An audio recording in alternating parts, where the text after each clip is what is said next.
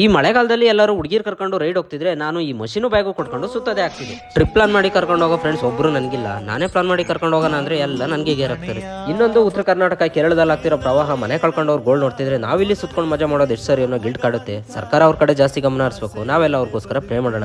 ಎಲ್ಲ ಸರಿ ಆಯ್ತು ಅನ್ನೋ ಟೈಮ್ ಬಂದಾಗ ನಾನು ಯಾರಾದ್ರೂ ಟ್ರಿಪ್ ಕರ್ಕೊಂಡು ಹೋಗಿ ನಿಮ್ ಜೊತೆ ನಾನು ಬಂದ್ಬಿಡ್ತೀನಿ. ಇವಾಗ ಮನೆಗೆ ಹೋಗ್ಬೇಕು. ಬೆಂಗಳೂರಿಂದ ಬೈಕಲ್ಲೇ ಬಂದಿರೋದಕ್ಕೆ ಒಂದ್ಸಲ ಬೈಸ್ಕೊಂಡು ಬೈಕ್ ಸರಿಯಾಗಿ ತೊಳ್ಕೊಂಡು ಇಟ್ಕೊಂಡಿಲ್ಲ ಅಂತ ಇನ್ನೊಂದ್ಸಲ ಹೋಗಿಸ್ಕೊಂಡು ಆಗ್ಲೇ ಹೇಳಿದ್ನಲ್ಲ ರೀಸನ್ ಇಲ್ಲದೆ ರೈಡ್ ಮಾಡಲ್ಲ ಅಂತ. ಸೊ ಇವಾಗ ಮಷೀನು ಬ್ಯಾಗು ಎತ್ಕೊಂಡು ಊರಿಗೆ ಬಂದಿರೋ ರೀಸನ್ ಇಲ್ಲಿದೆ. ನಮ್ಮ ಹತ್ರನೇ ಹೊಸದಾಗಿ ಲೊಕೇಟ್ ಆಗ್ತಿರೋ ಸೊಬಗಿನ ಈ ಸಿರಿ ರೆಸಾರ್ಟ್ಗೆ ವಾಲಾಟ್ ಮಾಡೋಕ್ಕೆ ಲೊಕೇಶನ್ ರೀಚ್ ಆಗಿ ಪೇಂಟ್ಸ್ ಜೊತೆ ಆಕಾಶನೇ ತಗೊಂಡು ವರ್ಕ್ ಸ್ಟಾರ್ಟ್ ಮಾಡಿದೆ. ಅಲ್ಲಿ ಗರಿ ಕಟ್ತಾ ಇರೋರು ಈ ರೆಸ್ಟೋರೆಂಟ್ ಮಾಲೀಕರು. ನನ್ನ ಕಾಂಟ್ಯಾಕ್ಟ್ ಮಾಡಿದ್ದು ಇವರು ಸಂಜು ಗೌಡ. ಈ ಹೋಟೆಲ್ ನಡ್ಸ್ಕೊಂಡು ಹೋಗೋರು ಇವರ ಮಗ. ಶಿವಮೊಗ್ಗ ಟು ಬ್ಯಾಂಗ್ಳೂರ್ ಹೈವೇನಲ್ಲಿ ಭದ್ರಾವತಿ ತರೀಕೆರೆ ಮಧ್ಯೆ ನೇಚರ್ ಅಲ್ಲಿ ಫ್ಯಾಮಿಲಿ ಜೊತೆ ಊಟ ಮಾಡೋ ರೆಸಾರ್ಟ್ ಯಾವುದು ಇರಲಿಲ್ಲ. ಒಳ್ಳೆ ಪ್ಲಾನ್ ಮಾಡಿದ್ದಾರೆ. ಇದೇ ವೀಕ್ ಇಂದಾನೆ ಓಪನ್ ಆಗ್ತಿದೆ. ಮಿಸ್ ಮಾಡದೆ ವಿಸಿಟ್ ಮಾಡಿ. ನಮ್ಮ ವರ್ಕ್ ಮುಗಿತು. ಇನ್ನೇನಿದ್ರು ಪೂಜೆ ಬಿಟ್ಟರು ಅಡುಗೆ ಬಿಟ್ಟರು ಕೆಲಸ. ನಾವು ಮನೆಗೆ ಹೋಗೋ ಟೈಮ್ ಬಂತು. ಪೇಂಟಿಂಗ್ ಹೇಗಾಗಿದೆ ಕಾಮೆಂಟ್ ಮಾಡಿ. ಇನ್ನೊಂದು ದಿನ ಬಂದು ಈ ರೆಸ್ಟೋರೆಂಟ್ ವಿಸಿಟ್ ಮಾಡಿ ಫುಡ್ ಟೇಸ್ಟ್ ಮಾಡಿ